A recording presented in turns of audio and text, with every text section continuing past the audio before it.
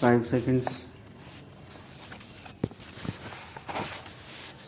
Mr. Vice Chairman, Sir, I rise to support the Constitution Bill and the Representation of the People Bill as passed by the Lok Sabha yesterday.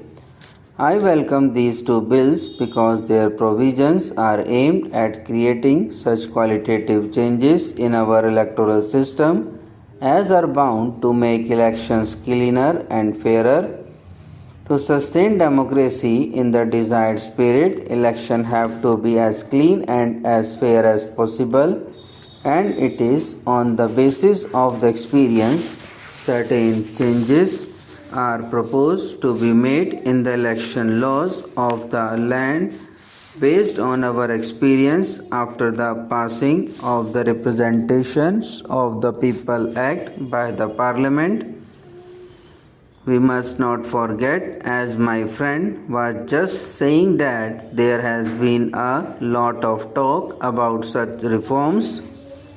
On the one hand, the opposition parties have been demanding, and on the other, our ruling party, the Congress Party, has also had its own exercises on the subject. As the minister was telling us, in the early 70s, Joint Parliamentary Committee discussed this problem, and last year, I must tell you, our own party, the Congress Parliamentary Party, had its workshop on this very subject. After the parliamentary party's discussions, first of all, the parliamentary party discussed it, then the Congress Working Committee and the AICC discussed it, and after the recommendations of the AICC were available, the Prime Minister consulted various opposition parties on the subject. After all this, as promised by the Prime Minister earlier, this session has been extended just to pass these two bills. Thereby, the ruling party will be fulfilling one of the very important promises made to the electorate. As the 52nd Amendment to the Constitution went on a long way in preventing defection amongst political parties, these changes in the election law and are also going to have far-reaching consequences, and they are bound to make elections much cleaner, and that is the reason why these changes are most welcome. But we must not forget that it is always a continuing process in a democracy. You cannot have an ideal law just today or at any particular time. You have to have experiences, and on the basis of those experiences, you make changes in the law, just as after 50 years we are going to make these important changes in the election law. Our electoral system is based mainly on the British pattern. Our election law is based on the British election law, but so far there were two main differences. One, their voting age was 18. In our case, it was 21. The second difference is and will perhaps remain to be so, but there are no reservations of seats under the British law as we have here for scheduled caste and scheduled tribes candidates, which of course is because of our own peculiar social conditions.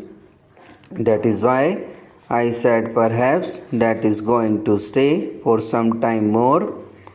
So this is indeed a very welcome step that we are going to reduce the voting age from 21 to 18.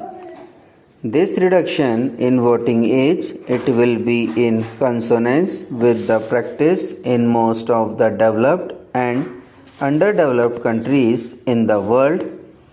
In the World Atlas of Education, 39 countries are mentioned. In 35 countries out of 39, including USA, UK, etc., the voting age is 18 years. In one case with Japan, the voting age is 20 years, and in only 3 cases out of 39, the voting age is 21 years.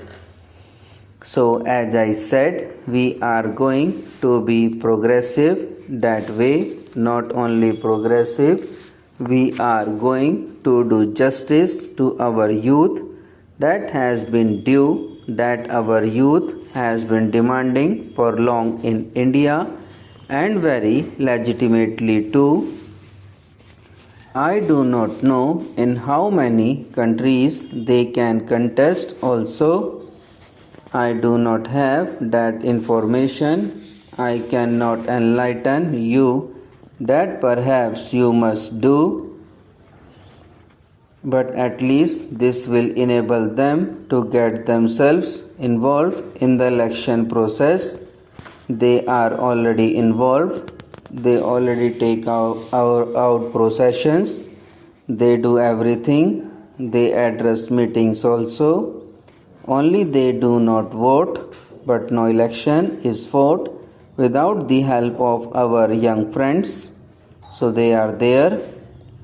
At 18 years, they are sufficiently literate, also educated. I think more than 70% in the age group of age 18 to 21 years are literate. When the founding fathers of our constitution adopted universal adult suffrage, what was the incidence of education in India? 4/5 of our people were not even literate, and still people like Pandit Nehru and Mr. Rajendra Prasad said, no literate or not literate, we must give them this right to vote, right to participate in elections. There are so many other arguments for this, and that is why it was granted to them although they were illiterate. Some people objected also at that time in the Constituent Assembly because they were not aware about it. This reduction in voting age will be in consonance with the practice in most of the developed and underdeveloped countries in the world. In the World Atlas of Education, 39 countries are mentioned. In 35 countries out of 39, including USA, UK, etc. Subscribe now and press the bell icon. Never miss an update.